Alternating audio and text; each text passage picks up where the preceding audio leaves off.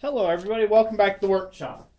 So today I was laying out some pieces for an upcoming class that I will be teaching, and I just wanted to take and show everybody a quick layout method to help make multiple parts the same exact dimensions and lengths. So oftentimes what you'll end up happening, unless you do this little trick to take into effect for the blade width of your cutting material, you will have your first piece come out exact, your second piece come out slightly smaller, and so on and so forth until your final piece isn't anywhere close to what the first piece was supposed to be. So here's a handy little hack that I've come up with that I was actually taught years ago by my grandpa Gene Blessing. He had taught me how to take and account for this. He was into woodworking. Guys that already do woodworking, this is probably a redundancy for you guys. You probably already know exactly what I am talking about here. But for the beginner smith, I figure it's just a good thing to kind of point out. So this piece of bar stock is 3.5 inches wide, and I need to make it 3.5 inches long. If this is metric for you, you can convert that to metric however you want. So say this was 4 inches wide and you needed it 4 inches long, so it would be 100 mil by 100 mil, right? I hope that's so. Yeah, that's so. So it'd be 100 by 100 mil, right? That's what you do. So you just convert it to your metric, but for this, it's just an example. So in this case, I have a 3.5 inch wide piece, and this is 3.5 inches wide. Or my first cut needs to be 3.5 inches wide. Now you see I've drawn a double line here. This line represents my guide rails, if you will, for my cutoff wheel. Now I'm using a 1/16 inch thick 40 grit metal cutoff wheel for angle grinders. The problem is that's not a true 1/16 of an inch cut, because the actual cut is about 1/8 of an inch wide, as I have found through some testing. The reason for that being is the blade harmonics fluctuate a little bit.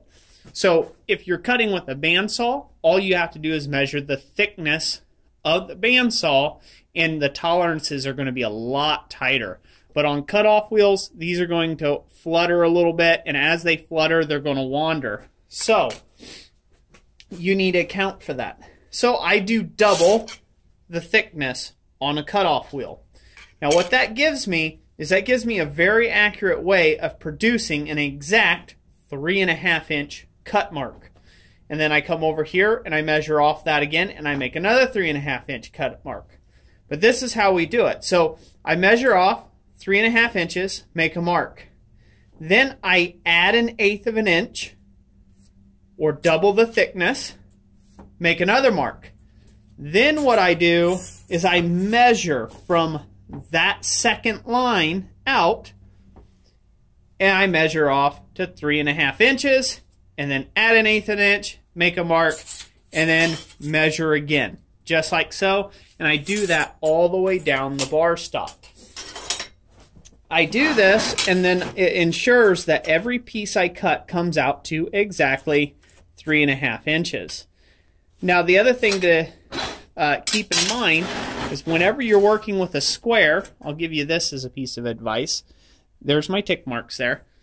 You have a pencil width. So if say you're working with a standard welder's grease pencil, like I'm doing here, okay, and you put it right up against here and you make your mark, that may not be exactly on your mark the way you want it.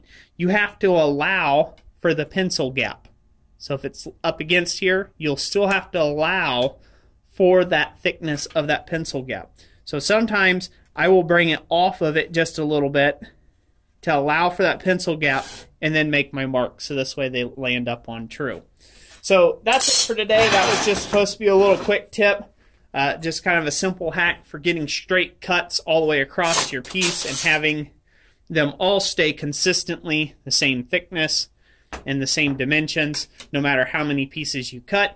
If you do this and you take advantage of knowing how thick your blade is, doubling the thickness of your blade, and then drawing a second cut line, this will aid you greatly in getting a nice square cut with an angle grinder. So I hope that helps. Thank you for watching this video. If you liked it, give it a big thumbs up. If you disliked it, go ahead and give it a thumbs down.